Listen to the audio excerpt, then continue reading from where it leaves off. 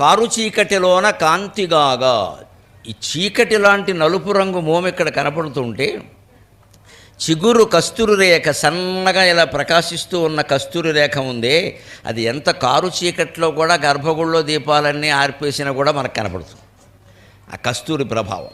అలాగ మనకు కూడా స్వామివారి జీవితం చీకటమయమైపోయింది, అప్పుల పాలైపోయాం, అనాథలమైపోయాం, ఇలాగ అప్రతిష్ట పాలైపోయాం, ఏం చేయాలో తెలియట్లేదు అని ఇంట్లో కుటుంబ సభ్యుల వల్ల కానీ మన సొంత అపరాధాల వల్ల కానీ మనం బాధపడితే స్వామివారికి ఒక్కసారి వచ్చి నమస్కారం చేసుకుని, అయ్యా నా వల్ల పొరపాటు జరగలేదు, నేనేం చేయమంటావు, నీ ఇంటికి యజమాని ఏదో రకంగా సరిచేద్దామని ప్రయత్నం చేశా కానీ కుదరలేదు, నా వల్ల కాలేదు అంటే, నీకు ఎందుకురా, నీకు అప్రతిష్ట రాకుండా నేను చూసుకుంటాను కానీ మొత్తం సీన్ రివర్స్ చేస్తాడు ఆయన. అనుమానం వెళ్ళలేదు. ఏ కుటుంబంలో ఏమున్నా సరే భగవన్ నమస్కారం, భగవన్నామస్మరణ అనేది అంత ఉపయోగపడుతుంది. ఒక్కటే లెక్క, మనం చిత్తశుద్ధితో ఉండాలి, మనం పశ్చాత్తాపంతో ఉండాలి. మనమే తప్పు చేస్తే కుదరదు. మనం తప్పు చేస్తే మనమే దండం పెట్టి ఒప్పుకోవాలి. దాన్ని చేశాను నిజమే, చాపల్యం కొద్దీ చేశాను, వ్యామోహం కొద్దీ చేశాను, దురాశ కొద్దీ చేశాను, ఇంకా చెయ్యను. నకుర్యాం పునరితి అంటారు వ్యాసభారతంలో. ఎంత తప్పుకైనా సరే భగవంతుడి దగ్గరికి వచ్చి క్షమార్పణ కోరుకుని చెంపలేసుకుని నకుర్యాం పునరితి, నేను మళ్ళీ చెయ్యను అంటే, పర్వాలేదురా, నేనే అస్తమానం మళ్ళీ మళ్ళీ తప్పులు చేస్తున్నా, ఆగిపోయిన సృష్టి మళ్ళీ చేయడంలా, తప్పు మళ్ళీ చేయడమే కాదు. ప్రళయం రాగానే సృష్టి ఆగిపోయింది, మళ్ళీ సృష్టించమని ఎవడు చెప్పారండి? అందుకని భగవంతుడే తప్పులు చేస్తున్నాడు. అయిపోయిన సృష్టి మళ్ళీ చేయమని ఎవడు చెప్పాడు ఈయనకి? మళ్ళీ అయిపోయింది, మళ్ళీ ఏదో ప్రళయం వచ్చిందంటే మళ్ళీ మొదలెట్టాట. మళ్ళీ ఎలా చేశారు అంటే మంత్రపుష్పంలో చెబుతారు, ధాత యథాపూర్వమకల్పయతు, బ్రహ్మదేవుడు సృష్టి ఎలా చేశాడు అంటే పూర్వం ఎలా చేశాడో అలాగే చేశాడు అన్నారు. పూర్వం ఎలా చేశాడంటే అంతకు పూర్వం ఎలా చేశాడు ఎంత ఆ విషయం ఒకటే చెప్పడం.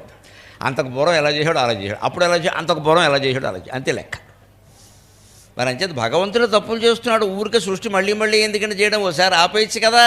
అంచేత మనం కూడా భగవంతుడిని ఏం ప్రార్థించాలంటే, గొప్పలు చెప్పిన పడుము, గోలయొనర్చిన నోర్చుకొమ్ము, పెన్ముప్పు ఘటిల్లి ఏడ్చిన మము దరిజెర్చెడి దరిజూపుము. గొప్పలు చెప్పినన్ పడుము, గొలజొనర్చిన నోర్చుకొమ్ము, పెన్ముప్పు ఘటిల్లి ఏడ్చిన మమున్ దరిజెర్చెడి దారి జోపుము. ఏ తప్పులు చేసినన్ పడుము తప్పదు, సృష్టికి నాంది పలుకుచో ఇప్పగిదించెరింతుమని ఇంత ఎరుంగని చిన్న పిల్లవా అని దేవుడిని ప్రశ్నించాలి. ఈ సృష్టికి నాంది పలికేటప్పుడు ఈ మనుషులు ఇలాగే ఉంటారు, చేసిన తప్పులు చేస్తూ ఉంటారు, గొప్పలు చెబుతూ ఉంటారు, గోల్ చేస్తూ ఉంటారని తెలీదా? మేమైనా మహాపతివ్రతల్లో ఉంటామని అనుకున్నాం ఇక్కడ. ఎందుకుంటామో మా వేషాలు మాకున్నాయి ఇక్కడ. అంచేది నీ సృష్టి చేసింది నువ్వే కాబట్టి, నువ్వేం చిన్నపిల్లాడివి కాదు కాబట్టి, మేము ఎలా ఉంటామో నీకు తెలుసును కాబట్టి మా తప్పులు క్షమించవలసింది నువ్వేనయ్యా అంటే, ఒక్కసారి నా నుదుటి మీద ఉన్న నామం కేసి చూడరా అంటాడు ఆయన. చీకటి మోముపై చివురు కస్తూరి రేఖ, కరు చీకటిలోన కాంతిగాగా. కారు చీకటి అయిపోయిన జీవితంలో కాంతి రేఖ వంటిది శ్రీ వెంకటేశ్వర స్వామి యొక్క కరుణ. ఆ కరుణ ప్రసరించింది అంటే అద్భుతమైన ఆలోచన మన మనస్సులో వస్తుంది. ఎంతటి వ్యూహాన్నైనా తిప్పికొట్టేస్తాం. పరాజయం సిద్ధంగా ఉంది అన్న చోట కూడా వాడికి జయం వచ్చి తీరుతుంది ఖచ్చితంగా, భగవంతుడిని నమ్ముకుంటే. జయ విజయుల బోలు శంఖ చక్రములు కారుణ్యలోకాల కాపుగాయ. ఈ చేతిలో చక్రం ఉంటుంది స్వామివారి కుడి చేతిలో, ఎడమ చేతిలో శంఖం ఉంటుంది. ఈ శంఖ చక్రాలు ఎటువంటివంటే జయ విజయులు అవే. రామాయణంలో అయితే భరత శత్రుఘ్నులు అవే, భరతుడు శంఖం, శత్రుఘ్నుడు చక్రం. ఇక్కడ జై విజయులే శంఖ చక్రాలు. జై విజయులు బయట కాపలా కాస్తూ ఉంటారు కదా, ఏం కాస్తారు వాళ్ళు? కారుణ్యలోకాల కాపుగాయ. స్వామివారి గర్భగుడి, స్వామివారి ఆలయం అంటే అది కారుణ్యలోకం, ఆనంద నిలయం. గర్భగుడిని ఆనంద నిలయం అంట. మన జీవితం కూడా గర్భగుడి అంటే గుండె గుహ, అది ఆనంద నిలయం కావాలంటే శంఖచక్రాలు కాపలా కాసినట్టే, జయ విజయులు కాపలా కాసినట్టే మనం నిరంతరం కాపలా కాసుకోవాలి జీవితాన్ని. ఈ గుండెలో వస్తున్న ఆలోచనలు ఏమిటి, ఈ హృదయ స్పందనలు ఏమిటి, ఈ మనస్సు ఏం ఆలోచిస్తుంది, ఇది సరైందా కాదా అని కాస్త వివేకం విచక్షణ ఉపయోగిస్తే తప్పు ఎందుకు చేస్తామండి ఎవరైనా సరే? ఆవేశంలో పడే చేస్తారు ఎవరైనా సరే. దానికి శిక్ష పడిపోయేసరికి క్షణికావేశం అంటాడు. పైగా ఏమంటాడంటే వెర్రి మాట, ఆ క్షణం నన్ను ఒక బలహీన క్షణంలో నేను ఈ తప్పు చేశాను. ఆ క్షణం బలహీనం కాదు, అది చాలా బలవత్తరం. వీడు బలహీనం అయ్యాడు ఆ క్షణంలో. బలహీన క్షణం ఏమిటి? ఆ క్షణంలో నేను బలహీనమయ్యానని చెప్పాలి, కానీ అది బలహీన క్షణం కాదు, అది చాలా బలవత్తరం. అది మనని మింగేసింది. నేను తప్పు పని చేయమని ఎవరు చెప్పారు? ఇన్ని శాస్త్రాలు ఉండగా, ఇన్ని ధర్మాలు ఉండగా, మన జీవితం మనకే ఉండగా. అటువంటి స్వామివారి యొక్క దర్శనం ఎటువంటిది అంటే, ఆయనకి వస్త్రాలు మనం కడతంగానే ఆయన ఏమనుకుంటాడు అంటే, అన్నమాచార్య పదములే అన్నములుగా, భక్తజన బాళి చూపులే వస్త్రములుగా. అన్నమాచార్య పదాలు ఉంటే నాకు అన్నం అక్కర్లేదయ్యా, భక్తులు వచ్చి చూసి వెడుతూ ఉంటే వాళ్ళ చూపులే నాకు వస్త్రాలయ్యా, వేరే వస్త్రాలు అవసరం లేదు నాకు. ఎందుకంటే వెంకటేశ్వర స్వామి ఆలయంలో దర్శనం సుమారుగా రాత్రి 11 గంటల వరకు నడుస్తుంది. మళ్ళీ పాపం ఆ ఒకడు మాత్రం ఎలా ఊరుకుంటుందో తెలియదు, కానీ మళ్ళీ 3 గంటలకే లేపేస్తారు. కాన్వెంట్ పిల్లాడిని, రెసిడెన్షియల్ స్కూల్ పిల్లాడిని కూడా ఇలా ఎవరో లేపరు. మరీ దారుణం ఆయన పరిస్థితి. 11 వరకు పడుకోనెవరో 3 లేపేస్తారు. శ్రీ వెంకటేశ జయ హో తవ సుప్రభాతం. ఆయన అంటాడు పాపం 4 అవర్స్ రా నన్ను పడుకోనెవరా బాబు అని. అందుకే స్వామివారి ఆలయంలో నుండి ఎప్పుడు ధూపదీప నైవేద్యాలు, అర్చనలు అన్నీ శాస్త్ర సంప్రదాయం ప్రకారమే అర్చకులు చెబుతారు. వారి వారి సంప్రదాయం ప్రకారం అలాగే జరగాలి. మనకేదో పెద్దవాళ్ళు వచ్చారు కదా అని 10 గంటలకి రాత్రి కట్టేసాక మళ్ళీ గుళ్ళు తీసేయడం, తీసిన వెంటనే మళ్ళీ ఆయన పెద్ద ఆయన ఎవరో వచ్చారని హారతి ఇచ్చేయడం, ఇదంతా దేవుడు కోపం వచ్చే వ్యవహారం ఉండదు. వాడెవడో వస్తే నా మొహం మీద హారతి ఎందుకు, వాడి మొహం మీద ఇచ్చుకోపట్టుకెళ్ళి. ఈయన ఎవడో వస్తాడా 10:30కి కానీ ఆయన రాయలేడా, ఆయన కోసం తలుపులు తీసేస్తావా అంటే, ఇప్పుడు నేను పడుకున్న వాళ్ళు లేవాలా, నీ మొహం మీద ఇలా తిప్పుతావా, నేను ఎలా చూడాలా మసిపేరిపోయేలాగా. ఇదంతా ఎందుకోసం? నా కోసం కదా, వాడి కోసమా? మంటెత్తిపోతుందండి దేవుడికి ఇటువంటి పనులు చేస్తే. ఆలయ సంప్రదాయాలు కొన్ని ఉంటాయి.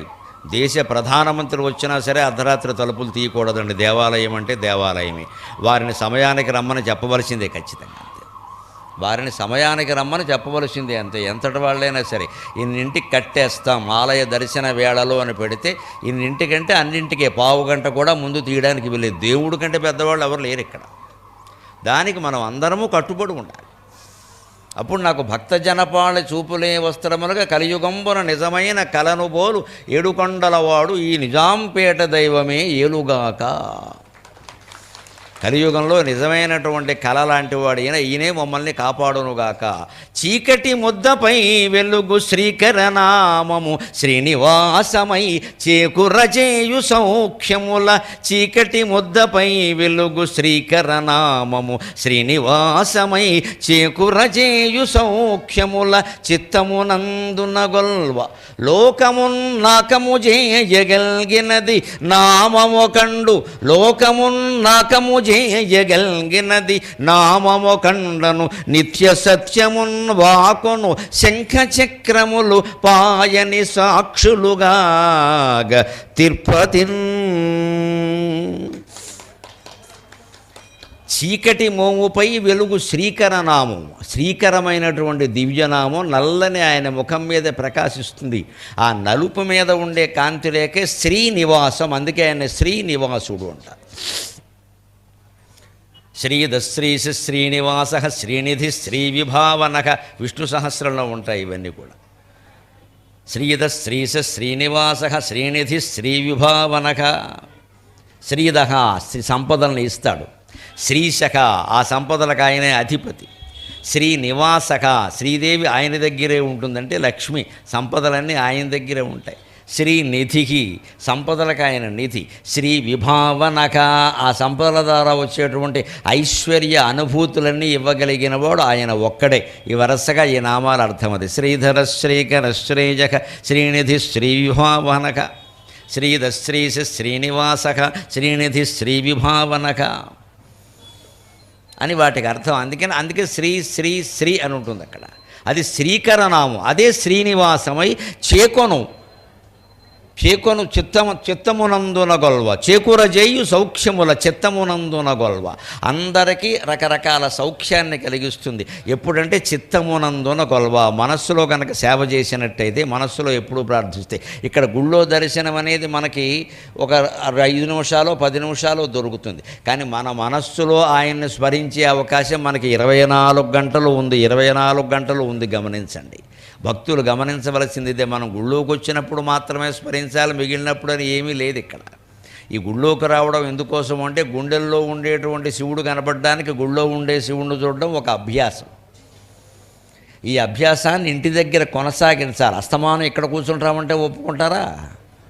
మన ఇంట్లో మన స్వేచ్ఛ, మనకి పూజా మందిరాలు ఉన్నాయి, అక్కడ దేవుణ్ణి పెట్టుకున్నాం కదా, అన్ని రకాల దేవతల్ని పెట్టాం కదా, అక్కడ చేయి కూర్చుని ఎంతసేపు అయినా ఇబ్బంది లేదు, 3 గంటలు కూర్చో, వద్దన్నది ఎవరు? అందుకని చేకూర్ర చేయు సౌఖ్యముల చిత్తమునందు నగొల్వ లోకమున్నాకము చేయగలిగినది నామమోకండు అను నిత్య సత్యమున్. ఈ లోకాన్ని మొత్తం స్వర్గం చేయాలంటే భగవంతుని నామం ఒక్కటి చాలు, మరేమీ అవసరం లేదు. ఈ లోకాన్ని మొత్తం నాకము అంటే స్వర్గం. ఎప్పుడు స్వర్గం అంటే ఏమిటండి? వ్యాసభారతంలో చెబుతారు, స్వర్గంలో ఎప్పుడూ పూలు వాడిపోవుట, అవి వికసించడమే తప్పితే వాడిపోవడం ఉండదట. గోవులు 24 గంటలు పాలిస్తూ ఉంటాయట స్వర్గంలో. ఎప్పుడు వసంత ఋతువే ఉంటుందట స్వర్గంలో, శిశిర ఋతువు గ్రీష్మ ఋతువు ఉండవుట. ఎందుకు ఉంటుంది అంటానికి వ్యాస భగవానుడు భారతంలో ఏమంటాడు? నిత్యతుష్టాబభూవుశ్చ సర్వే దేవతా అంటారు. అక్కడ ఉండే ప్రజలు నిత్య సంతుష్టులై ఉంటారయా, అందుకని స్వర్గం అలా ఉంది అని చెప్పాడు. అంటే స్వర్గాన్ని మన దగ్గరికి దించచ్చు మనం. మన మనస్సుల్లో సంతృప్తి ఉంటే స్వర్గం ఇక్కడే ఉంటుందండి, ఎక్కడ ఉండదు. ఖచ్చితంగా సంతృప్తి ఉండాలి, సంతృప్తి ఉండాలి. ఉన్నది చాలు, ఉన్నది చాలు, ఉన్నది చాలు, ఇంకా రూపాయి నాకు అవసరం లేదు అని సంతృప్తి ఎక్కడ ఉందో అక్కడ స్వర్గం దిగుతుంది ఖచ్చితంగా. ఇవాళ మన అందరి బతుకుల్లో దుఃఖం ఎందుకు ఉంటుంది అంటే సంతృప్తి లేదు మనకి. పిల్లాడికి 25కి 20 మార్కులు వచ్చినా సరే తల్లిదండ్రులకు సంతృప్తి లేదు. Why didn't you get 25 out of 25 అంటాం ఇక్కడ. ఈ అడిగే ఇద్దరికి 25కు 25 రాలా, వీళ్ళు 10 వచ్చి ఫెయిల్ అయిన రకాలు వీళ్ళు. వాడు ఆ ప్రశ్న అడగడం చిన్నపిల్లాడు కాబట్టి సరిపోయింది అంతే, మనకు సంతృప్తి లేదు అసలు. 25కి 20 అంటే 100కి 80. మాకెవ్వరికి తెలుగులో కానీ ఇంగ్లీషులో కానీ 70 మార్కులు మించి రాలేదండి. మేము బాగానే ఉన్నాంగా, హాయిగా మాట్లాడుకుంటున్నాంగా, వాళ్ళు పాండిత్యాన్ని గడించాం కదా. ఈ సంతృప్తి ఉండాలి ఇక్కడ. వాడిని అక్కడికి నేర్పేస్తున్నాం మనం. 25కి 20 వచ్చినా సరే తల్లి తండ్రి మెచ్చుకోపోయేసరికి ఈ అసంతృప్తి వాళ్ళలో కూడా ప్రవేశించింది. మనం 20 కోట్లు సంపాదించినా సరిపోదు, అమ్మ 25 ఉంది కదా, 25 ఉండాల్సింది. ఆలోచన పిల్లలకి అక్కడికే వస్తుందండి. మన మాటలను బట్టే వాళ్ళు నేర్చుకుంటారు. పిల్లలు మనం చెప్పినట్టు చేయరమ్మా, మనం చేసినట్టు చేస్తారు ఖచ్చితంగా. నాకు 25 వస్తే నీకు 20 వస్తే నీకు సరిపోలేదు 25 అన్నా, అంచేత నేను ఇవాళ సంపాదించినా కూడా నాకు 25 కావాలి, 20 సరిపో. అందుకని మీ ఎవరిని నాకు పోషించే ఓపిక లేదు, పండు ఓల్డేజ్ హోమ్లోకి పండు అని భారత్తులు అంతే. మరి నేను 25 కోట్లు సంపాదించాలంటే మీరు అందరూ ఉంటే కుదరదు ఇక్కడ. అంటే మన పిల్లల పెంపకంలో చిన్నతనంలోనే శ్రద్ధ వహించాలి. వాళ్ళకి అత్యాశలు నేర్పకూడదు. వాడే ఒకవేళ ఏదైనా స్థాయికి మించిన కోరితే నాన్న మన స్థాయి అంతటిది కాదు, మనకది రాదమ్మా, ఏమనుకోవద్దు, అంత స్థాయి వచ్చా కొనుక్కోను అంతే. ఎందుకంటే పక్క వాళ్ళు వాడుకుంటుంటే అడుగుతారు సహజంగా. వాళ్ళ అబ్బాయి ఏదో పెద్ద బాక్స్ తెచ్చుకున్నాడు, అది అమెరికా నుంచి తెచ్చాడు, నాకు అలాంటిది కావాలి. మనం వాడిది అమెరికా, మనం అంబాజీపేటలో ఉన్నాం ఇక్కడ. మనకి ఇక్కడ దొరకదు, దొరికినా పెద్ద ఖరీదు, మనం కొనలేము. ఎక్కడ కొంటారు? కూలీ నాలి చేసి చదివిస్తున్నారు ఈవేళ చాలామంది పిల్లల్ని ఇంగ్లీష్ మీడియంలో. కూలి పని చేసుకునే వాళ్ళు కూడా, పని మనుషుల పిల్లలు కూడా ఇంగ్లీష్ మీడియంలో చదువుతున్నారు. వాళ్ళు 10 ఏళ్లలో పని చేస్తే కానీ ఆ ఫీజే కట్టలేరు వాళ్ళు. ఇంక ఇవన్నీ ఎక్కడి నుంచి వస్తాయి? సర్దుకోవలసింది. ఈ స్థాయిని బట్టి మనకి లేదు అని చెబితే ఒక్క మాట మొహమాటం లేకుండా దైవ సన్నిధిలో చెబుతున్నానమ్మా. సంతృప్తి పడడం ఆడపిల్లలకి మగపిల్లలకి ఇద్దరికీ నేర్పితే 2 తెలుగు రాష్ట్రాల్లో విడాకులు అనే సమస్య ఉండదమ్మా. విడాకులు అనే సమస్య ఉండదు.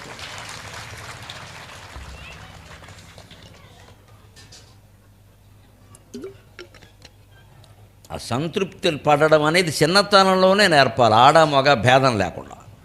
ఉన్నది చాలు, పెట్టింది చాలు, అడక్క. అదే పద్ధతిలో పెరుగుతారు. రేపు పెళ్ళయ్యాక కూడా అలాగే ఉంటారు, ఉన్నది చాలు. చిన్నప్పుడు తల్లిదండ్రులు గారాబం చేసి ఆడపిల్లల్ని మగపిల్లల్ని అడిగిందల్లా ఇచ్చేస్తూ ఉంటే అదే మనస్తత్వం వస్తుంది ఖచ్చితంగా. రేపు భర్త అయినా భార్య అయినా అడిగింది ఇవ్వాల్సిందే, లేకపోతే గొడవ. ఇగో మా నాన్న నేను ఏది అడిగితే అది ఇచ్చారు, నువ్వెందుకు ఇవ్వవు అంటే ఇప్పుడు దోషం ఎవరిది? కట్టుకున్నవాడిది కాదు, ఇదే జన్మనిచ్చిన తండ్రిది. ఈయన అడిగిందల్లా ఇమ్మని ఎవరు చెప్పారు ఈయనకి? ఈ తేడా పాటించాలి ఖచ్చితంగా. అందుకే లోకం నాకం కావాలి అంటే నాకం ఎలా ఉంది? వ్యాసుడు ఏం చెప్పాడు? నిత్యతుష్టాబభూవు అన్నారు. ఎప్పుడూ సంతుష్టులే ఉంటారట దేవలోకంలో ఉండేవాళ్ళు. మాకేం అక్కర్లేదు, ఉన్నది చాలు. అందుకే అక్కడ ఎప్పుడూ పూలు వికసించే ఉంటాయి, ఎప్పుడూ పళ్ళే ఉంటాయి, ఎప్పుడూ వసంత ఋతువే ఉంటుంది. అంచేత మన లోకానికి నాకాన్ని తీసుకురావడం పెద్ద కష్టం కాదండి, మనం అనుకుంటే వస్తుంది ఖచ్చితంగా. మనం ఒక పొరపాటు భావనలో ఉంటాం, దాన్ని వ్యాసుడు భారతంలో ఖండిస్తారండి. మనుషులు ఎలా ఉంటారు అంటే కాలాన్ని బట్టి ఉంటారు అంటాం, ఇంతకంటే తప్పు మాట ఇంకోటి లేదమ్మా. కాలం ఎలా ఉంటుంది అంటే మనుషులను బట్టే ఉంటుంది ఖచ్చితంగా. అది సరైన మాట, అది వ్యాసుడు చెప్పాడు.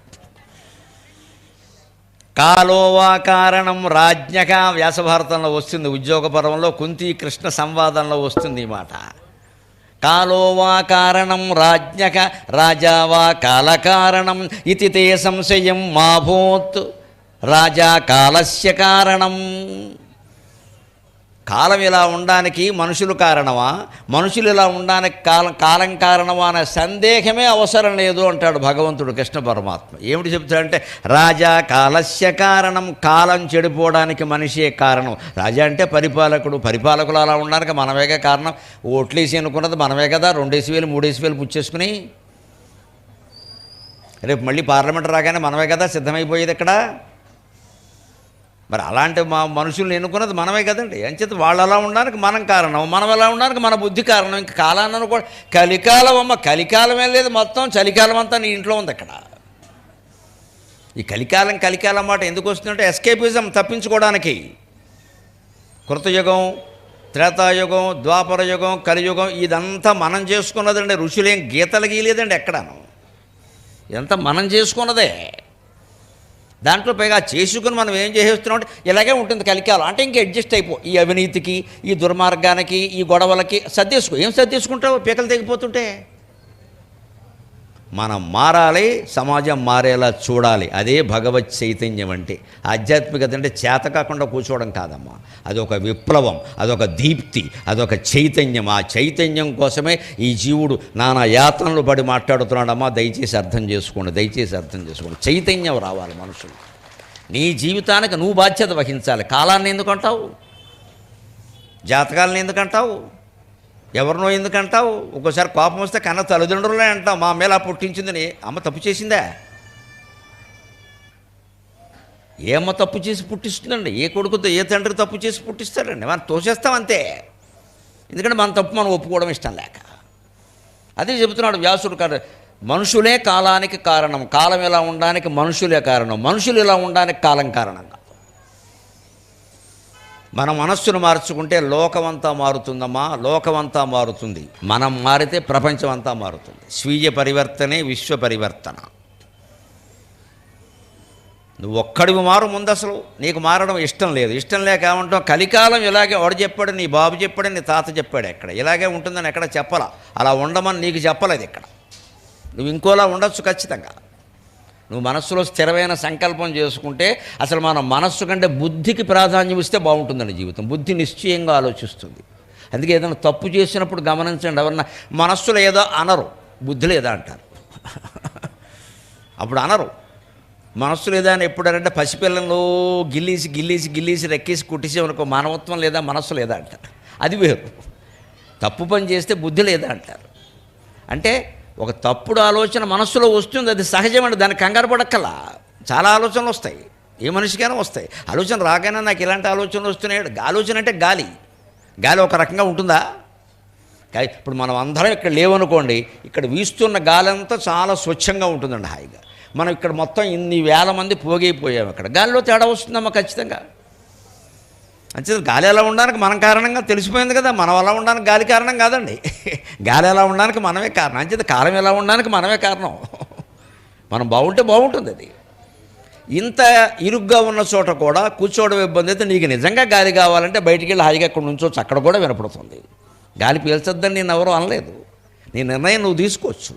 ఎంత కుళ్ళిపోయిన సమాజంలో కూడా మనం స్వామివారి యొక్క పాదపద్మాల రూపంలో ఉండే పద్మంగా అవతరించచ్చమ్మా. బురదలోంచే పద్మం పుడుతుంది. స్వచ్ఛమైన నేల మీద తారు రోడ్డు మీద పద్మాలు పుట్టవు, బురదలోంచే పద్మం పుడుతుంది. కుటుంబంలో ఎంతమంది దెబ్బతిన్నా, సమాజంలో ఎంతమంది దెబ్బతిన్నా, మన తరగతి గదిలో ఎంతమంది సన్నాసులున్నా మనం బ్రహ్మాండంగా ప్రకాశించవచ్చు. వాళ్ళ గురించి వంక పెట్టాల్సిన పని లేదు. లోకాన్ని నాకం చేయడం మన చేతుల్లో ఉంది. స్వామివారిని నమ్ముకుంటే ఆయన ఆశీర్వచనం లభిస్తుంది. మంచి సమాజం కోసం కృషి చేసేవాడికి ఎప్పుడు భగవంతుని యొక్క ఆశీస్సులు ఉంటాయి, భగవంతుని ఆశీస్సులు ఉంటాయి. నువ్వు వెళ్ళరా, నీకు ఎందుకు నేను చూసుకుంటానని చెబుతాడు. లోకము నాకము చేయగలిగినది నామము కండను నిత్య సత్యమున్ వాకొను శంఖ చక్రములు పాయని సాక్షులుగా తిరుపతిన్. ఈ లోకాన్ని మొత్తం స్వర్గంగా మార్చగలిగింది భగవన్నామం అని చెప్పడం కోసమే ఈ చేతిలో చక్రం, ఈ చేతిలో శంఖం ఉంటాయండి స్వామివారికి అన్నాడు. అటువంటి స్వామివారిని మనం సేవిస్తూ ఉన్నాం ఖచ్చితంగా.